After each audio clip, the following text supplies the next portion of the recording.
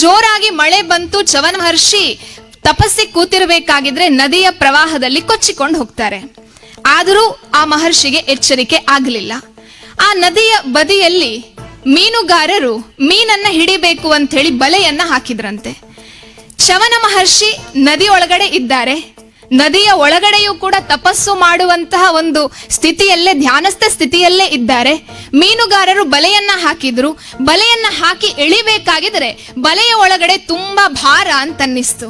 ಆ ಮೀನುಗಾರರಿಗೆ ಭಾರಿ ಖುಷಿ ಆಗ್ತದೆ.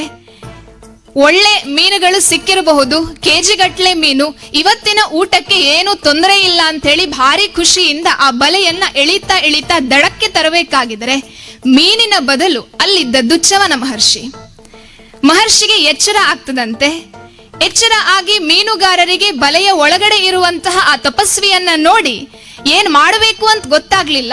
ಚ್ಯವನ ಮಹರ್ಷಿ ಹೇಳ್ತಾರಂತೆ, ನೀವು ಮೀನನ್ನ ಹಿಡಿಬೇಕು ಅಂತ ಹೇಳಿ ಬಲೆಯನ್ನ ಹಾಕಿದ್ದೀರಿ, ಆದ್ರೆ ನಿಮ್ಮ ಅದೃಷ್ಟವೋ ದುರಾದೃಷ್ಟವೋ ಗೊತ್ತಿಲ್ಲ, ನಾನು ಸಿಕ್ಕಿಬಿದ್ದೆ. ಆದರೆ ನೀವು ನನ್ನನ್ನ ಮೀನು ಅಂತ ಹೇಳಿ ಎಣಿಸಿ ಎಳೆದ ಕಾರಣ ನನ್ನನ್ನ ಮೀನು ಅಂತ ಹೇಳಿ ಭಾವಿಸಿ ನೀವು ಊರಲ್ಲಿ ಯಾರಿಗಾದ್ರೂ ಮಾರಾಟ ಮಾಡಿ ಬರುವ ಹಣವನ್ನ ನೀವಿಡ್ಕೊಳ್ಳಿ ಅಂತ. ಒಳಗಡೆ ಇದ್ದದ್ದು ಮಹರ್ಷಿ. ಸಾಧಾರಣ ಸಾಮಾನ್ಯ ವ್ಯಕ್ತಿ ಆಗ್ತಾ ಇದ್ರೆ ಯಾರೋ ದಾರಿಯಲ್ಲಿ ಹೋಗುವಂತಹ ಬರುವಂತಹ ವ್ಯಕ್ತಿಗಳು ಇವರನ್ನ ನನಗೆ ಕೊಡಿ ಅಂತ ಕೇಳಬಹುದಿತ್ತೋ ಏನೋ. ಆದ್ರೆ ಒಳಗಡೆ ಇದ್ದದ್ದು ಚ್ಯವನ ಮಹರ್ಷಿಗಳು. ಮೀನುಗಾರರು ಮೀನನ್ನ ಮಾರುವ ರೀತಿಯಲ್ಲೇ ಮಾರಾಟಕ್ಕಿಡ್ತಾರಂತೆ. ಯಾರೂ ತಯಾರಿಲ್ಲ. ಆ ಊರಿನ ರಾಜ ನಹುಷ ಮಹಾರಾಜ ಬರ್ತಾನಂತೆ. ಮೀನುಗಾರರು ಚ್ಯವನ ಮಹರ್ಷಿಯನ್ನ ಇಟ್ಟುಕೊಂಡು ಮಾರಾಟಕ್ಕಿದ್ದಾರೆ ಅಂತ ಹೇಳಿ ಹೇಳಬೇಕಾಗಿದ್ರೆ ಮಹಾರಾಜನಿಗೆ ಆಶ್ಚರ್ಯ ಆಗ್ತದೆ. ಕಥೆಯನ್ನೆಲ್ಲ ಕೇಳಿದಂತಹ ಮಹಾರಾಜ, ಅರ್ಧ ರಾಜ್ಯವನ್ನ ಮೀನುಗಾರರು ನಿಮ್ಗೆ ಬಿಟ್ಟು ಕೊಡ್ತೇನೆ, ನನಗೆ ಚ್ಯವನ ಮಹರ್ಷಿಯನ್ನ ಕೊಟ್ಟು ಬಿಡಿ ಅಂತ ಕೇಳ್ತಾರಂತೆ. ಆಗ ಮಹರ್ಷಿ ಕೇಳ್ತಾರಂತೆ, ನಾನು ಚ್ಯವನ ಮಹರ್ಷಿ, ನನ್ನ ಬೆಲೆ ಕೇವಲ ಅರ್ಧ ರಾಜ್ಯವ ಅಂತ.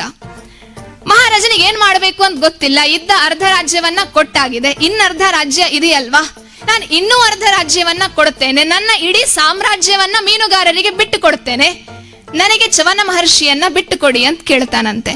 ಚ್ಯವನ ಮಹರ್ಷಿ ಆಗಲೂ ಹೇಳ್ತಾರಂತೆ, ನನ್ನ ಬೆಲೆ ಕೇವಲ ಒಂದು ಸಾಮ್ರಾಜ್ಯ ಮಾತ್ರವ ಅಂತ. ಮಹಾರಾಜ ಇದ್ದದ್ದನ್ನೆಲ್ಲ ದಾನ ಮಾಡಿ ಆಯ್ತು, ಇನ್ನೇನು ಆತನಿಗೆ ಕೊಡ್ಲಿಕ್ಕೆ ಇಲ್ಲ.